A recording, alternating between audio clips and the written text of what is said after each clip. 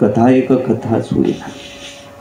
भागवत या शब्दाचा अर्थ आहे, याच्यातला जो भाव आहे तो प्रकट करायचा आहे परमात्म्यानं। श्लोक काय सांगतात, कथा काय सांगते, कथा काय म्हणते नाही, याच्यातला आध्यात्मिक भाव काय। ज्यावेळेस शुक मुनींनी कथा सांगायला सुरुवात केली, सूत मुनींनी शौनकादिक ऋषीश्वरांना पहिलाच प्रश्न विचारला की अज्ञान ध्वंस विध्वंस कोटी सूर्य समप्रभ सूताख्यायि कथा सारम मम कर्ण रसायनम। अज्ञान ध्वंस विध्वंस कोटी सूर्य समप्रभ सूता आख्यायी कथा सारम। कथा नाही सांगा म्हटले, कथा सारम, सार सांगा महाराज कथेचं। कथा काय सांगते याच्याकडे बघू नका, कथेच्या मागचा उद्देश काय, त्याला आध्यात्मिक भाव काय। प्रत्येक कथेमध्ये आमचे आध्यात्मिक भाव बदलत चालतात। ही उपासना आहे। जसं आपण प्रदक्षिणा करतो एखाद्या मंदिराला, प्रदक्षिणा करत असताना त्या मंदिराचं वर्णन तुम्हाला आम्हाला विचारावं। ज्या बाजूने तुम्ही मंदिराच्या उभे त्या बाजूचं वर्णन तुम्ही सांगू शकता, त्याच्या पुढचं वर्णन जसं नाही सांगू शकत, तशी परिक्रमा आहे भागवताची आमची। प्रत्येक कथेची, प्रत्येक कथेनं आम्ही परिक्रमा मानतोय। त्या परिक्रमा ज्या स्थितीपर्यंत जाऊन पोहोचली त्या कथेला आम्ही त्या दिशेनं बघतो, त्याप्रमाणे भाव मांडण्याचा प्रयत्न करतो। व्यासजींनी ज्यावेळेस या ग्रंथाची निर्मिती केली, 12 स्कंद निर्माण केले, 335 अध्याय या ग्रंथामध्ये, 18,000 श्लोक आहे। 2 महात्म्य भागवताचे आले, एक पद्म पुराणांतर्गत आणि स्कंद पुराणांतर्गत।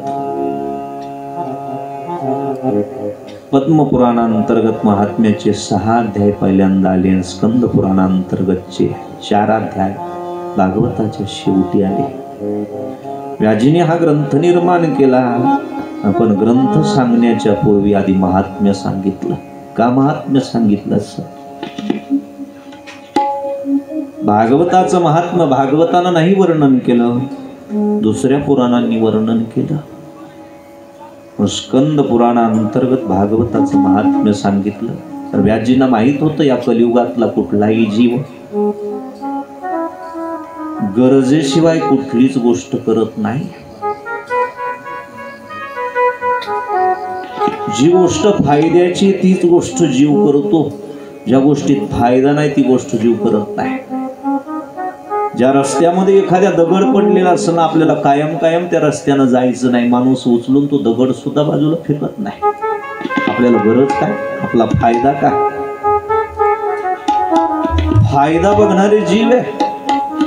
व्यासजींनी पहिल्यांदा लाभ सांगितले, फायदे सांगितले। भागवत कथा श्रवणाचे फायदे काय, मग ग्रंथ तुमच्या आमच्या समोर ठेवला।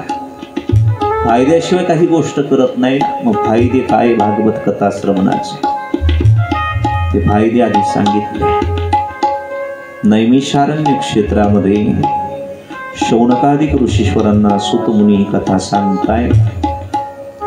प्रधान श्रोता सूत मुनी, शौनकादिक 88,000 ऋषी, 80,000 वर्ष वय ज्यांचे, एका 16 वर्षाच्या सूत मुनींसमोर उभे आहे, हात जोडून उभे आहे आणि प्रार्थना करतायत।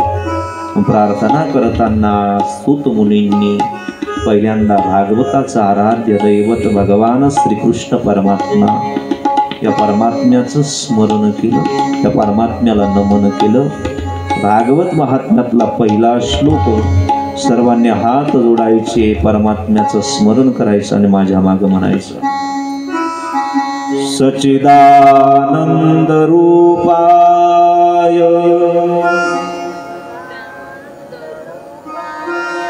विश्वोत्पत्त्यादि हेतवे तापत्रय विनाशाय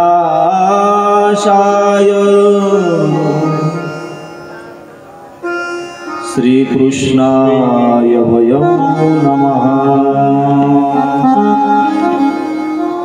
सुत मुनींनी परमात्म्याला नमन केलं। कसाय परमात्मा? सच्चिदानंद रूपाय, ज्याचं स्वरूप सांगितलं सत चित आनंद घना। परमात्मा सत्य आहे, त्या सत्य स्वरूप परमात्म्याला मी नमन करतोय। चित ज्ञान स्वरूप आणि आनंद स्वरूप ही ज्याचं स्वरूप आहे, त्याच्या स्मरणाची फलितरूपता सांगितली। तापत्रय विनाशाय, 3 प्रकारच्या तापांचा विनाश करतो। आदिदैविक, आदिभौतिक आणि आध्यात्मिक, 3 प्रकारच्या ताप। म्हणून त्या परमात्म्याला मी नमन करतोय। शौनकादिक ऋषीश्वर हात जोडून उभे, हात जोडून उभे असताना पहिल्यांदा व्याजींनी त्यांच्या पुत्राचं स्मरण केलं। शुक मुनींना नमन करतायत व्याजी, पुत्रही स्वतःचा। या ठिकाणी पुत्राला नाही नमस्कार, पात्राला नमस्कार आहे। शुक मुनींना नमन केलंय। पै दुसऱ्या श्लोकामध्ये व्याजींनी स्वतःचा मुलगा आहे, इथं मुलाला नाही नमस्कार, मुलाच्या पात्रतेला नमस्कार आहे। आध्यात्मिक क्षेत्रामध्ये वय बघितल्या जात नाही, संबंध बघितल्या जात नाही, इथं पात्रता आणि योग्यता तपासली जाते।